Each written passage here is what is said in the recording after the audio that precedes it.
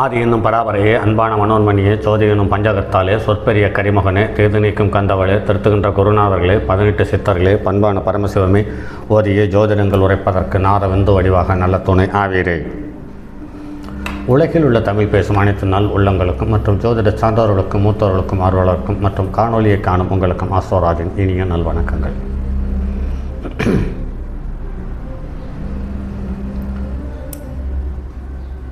இதுவரை தொடர் பதிவுகளாக ஜோதிடம் சார்ந்தது மற்றும் அறிவியல் சார்ந்தது மற்றும் வாழ்வியல் சார்ந்தது மற்றும் பேசும் பிரபஞ்சம் என்ற தலைப்பில் ஆன்மீகம் சார்ந்த விஷயமும் மற்றும் மருத்துவ ஜோதிடம் சம்பந்தப்பட்ட பதிவுகளை தந்து கொண்டிருக்கிறோம். அந்த வகையில் இதுவரை அதிகமாக கொடுக்கப்பட்டது ஜோதிடம் சார்ந்த தகவல். இனி அடுத்து வருவது பிரபஞ்சம் சார்ந்த தகவலையும் பார்ப்போம். அதாவது ஆன்மீகம் சம்பந்தப்பட்டது. அந்த ஆன்மீகம் சம்பந்தப்பட்டது என்று பார்க்கும் பொழுது, இந்த பூமி உருண்டையில் எந்த இடங்கள் சக்தி மிகுந்தது என்று சித்தர்களால் கண்டுபிடிக்கப்பட்டதோ அந்த இடத்தில் தெய்வங்கள் என்ற பெயரில் ஒவ்வொரு சக்தியையும் பிரதிஷ்டை செய்து விட்டு சென்றிருக்கிறார்கள் நம் முன்னோர்களான சித்தர்கள். அந்த இடத்தை வணங்கி தொழுது நாம் நம்முடைய ஆன்ம சக்தியையும் மற்றும் பொருளாதார பலத்தையும் பூரண உடல்நலத்தையும் பெறுவதற்காக ஏற்படுத்தப்பட்ட தகவல் சார்ந்த விஷயம் பேசும் பிரபஞ்சம் என்ற தலைப்பில் கொடுத்து வருகிறோம். அதில் தொடர்ந்து பாருங்கள். அடுத்து, இன்று ஜாதகத்தில் வறுமை என்பது எப்படி இருக்கும், அந்த வறுமையினால் உறவுகள் எப்படி இருக்கும், அந்த வறுமையை அடையாளம் காட்டக்கூடிய கிரக அமைப்பு எது என்று பார்ப்போம்.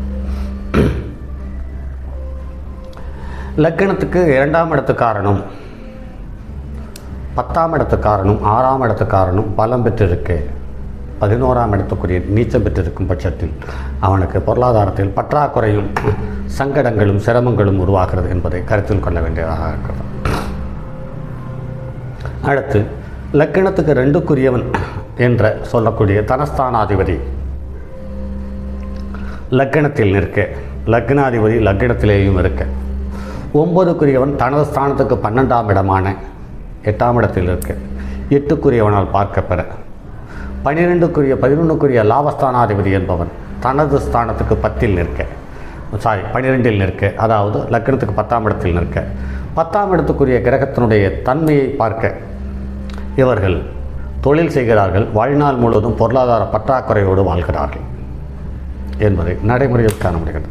அதே சமயத்தில் லக்கணத்துக்கு 2ஆம் இடத்துக்குரிய கிரகம் நீச்சம் பெற்று அந்த நீச்சத்துக்கு வீடு கொடுத்த கிரகத்தால் பார்க்க பெற்றாலும் பொருளாதார பற்றாக்குறை நெருக்கடி வருகிறது. இதில் மிதுன லக்கணத்துக்கு 2க்குரியவன் 6ஆம் இடத்தில் இருக்க, 6க்குரியவன் 3ஆம் இடத்தில் இருக்க, ஆரம்ப காலத்தில் செல்வம் செல்வாக்கு இருந்தாலும் கூட அந்திம காலத்தில் பொருளாதார பற்றாக்குறையினால் அவதிப்பட வேண்டிய சூழ்நிலை உருவாகிறது.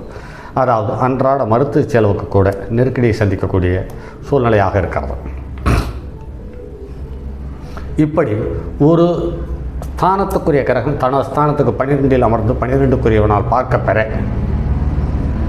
அதற்கு முன்னால் பின்னால் நடக்கும் தசாபுத்திகள் ஏற்ற இறக்கங்களை தந்தாலுமே கூட அதனுடைய ஒரு ஸ்தானாதிபதி தனது ஸ்தானத்துக்கு 12இல் மறைய அவர்களுடைய ஸ்தான ஆதிபத்திய பலனை இழந்து சிரமத்துக்கு ஆளாகிறார்கள். 2 மற்றும் 6ஆம் இடத்து அதிபதிகள் தங்கள் நீசபாவத்தில் அமர்ந்து அவர்களின் ஒருவரோ அல்லது இருவரோ அசுபரால் பார்க்க பெற்றால் இந்த ஜாதகருக்கு மகிழ்ச்சியுற்ற மன வாழ்க்கை அமைவதோடு மட்டுமில்லாமல் திருப்தி அற்ற பொருளாதார வாழ்க்கையுடைய ஏழ்மை குடும்பத்தையும் சந்திக்கிறார். மேச லக்கணத்திற்கு சுக்கிரனும் புதனும் லக்கணத்துக்கு 2 மற்றும் 6ஆம் வீட்டில் உரியவர்கள் ஆகிறார்கள். இவர்கள் இருவரும் ஒரு சேர நீச்சமாக முடியாது. ஆனவே இந்த இரு லக்கணங்களும் இந்த யோகம் சாத்தியமில்லை. லக்கணத்துக்கு 2, 6க்குரியவன் நீச்சம் என்று பார்க்கும் பொழுது இந்த மேச லக்கணத்திற்கு மட்டும் அந்த அமைப்பு பொருந்தி போவதில்லை. ஆக மேச லக்கணத்துக்காரர்கள் ஏதாவது ஒரு விதத்தில் பொருளாதாரத்தினுடைய உதவிகரத்தோடு வாழ்ந்து முடிக்கிறார்கள் என்று சொல்லப்பட்டிருக்கிறது. ஒளி கிரகங்கள் 2இல் இருந்து அவர்களுக்கு இடம் கொடுத்தவர்கள் 6ஆம் வீட்டிலும் 12ஆம் வீட்டிலும் இடம் பெற்றால் அந்த ஜாதகர் அனைத்தையும் இழந்து மீள முடியாத துயரத்துக்கு ஆளாவார் என்று சொல்லப்பட்டிருக்கிறது. அதிகம் பலம் இழந்த நிலைமையில் விரயஸ்தானத்தில் அமர்ந்து அதனை தாக்கமும் பெற ஜாதகர் தொழில் வேலைகளில் மிகவும் கஷ்டமான நிலைக்கு தள்ளப்படுகிறார். பொதுவாக 6ஆம் பாவம் ஜாதகருக்கு ஒருவருக்கு கீழ் வேலை செய்வதை குறிகாட்டுகிறது. 2ஆம் அதிபதி 12இல் இருந்தால் 6ஆம் வீட்டை பார்ப்பார். ஆக 6ஆம் அதிபதி உச்சம் பெறும் இந்த யோகத்தில் பாதக நிலையே மேலோங்கி இருக்கிறது.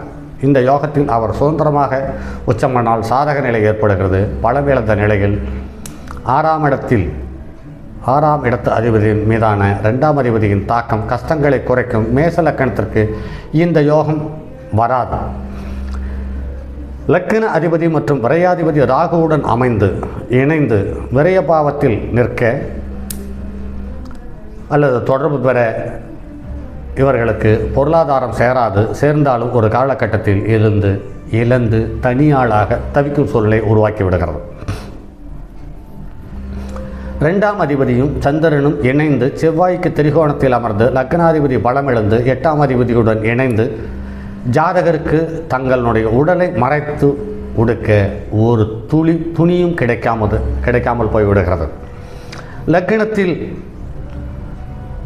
லாபாதிபதி இருந்து அவருக்கு 2ஆம் அதிபதியும் லக்னத்திற்கு 2ஆம் அதிபதியும் தனது ஸ்தானத்துக்கு 12இல் அதாவது லக்னத்தில் அமர சந்திரா லக்னத்திலிருந்து 2 மற்றும் 12ஆம் அதிபதிகள் ஆகிய 4 கிரகங்கள் லக்னத்திற்கு 6ஆம் இடத்தில் அமர இடம்பெயர கடனால் அவதிப்பட்டு மொத்த சொத்தையும் இழந்து பாதைக்கு வந்து பயணப்படுகிறார். அந்திம காலம் ரொம்பவும் நெருக்கடியாகவும் பாதகமாகவும் இருப்பதை காண முடிகிறது.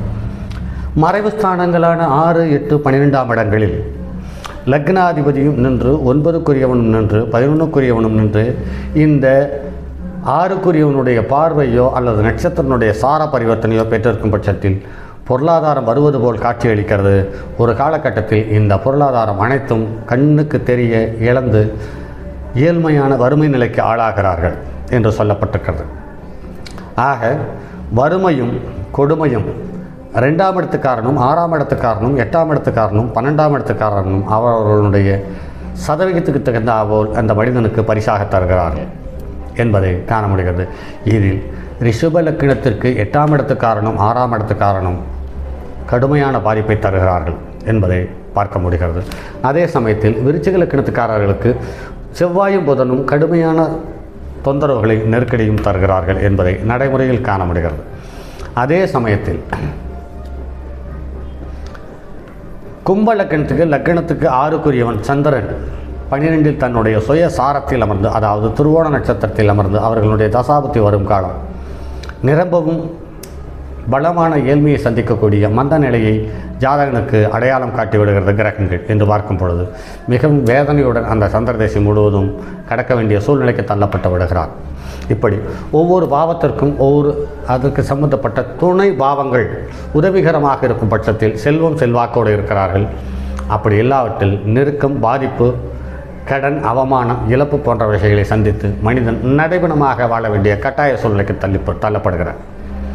சரி நண்பர்களே, மற்றும் அடுத்ததொரு பதிவில் சந்திப்போம். அதுவரை உங்களிடமிருந்து விடைபெறுவது உங்கள் அன்பு நண்பன் எம் ராஜரத்னம். வணக்கம் நண்பர்களே. தங்கமான் மழுவோடேந்தி தன்மதி தலையில் கொண்டோன் மங்கையர் பதிக்கு சொன்ன மாமொழி ஜோதிடத்தை இங்கு யாம் உரைப்பதற்கோ இமை என்னும் பிள்ளை வராமல் காக்க செங்கன் மால் மருகன் யானைச்சரன் பதம் காப்பதாமே.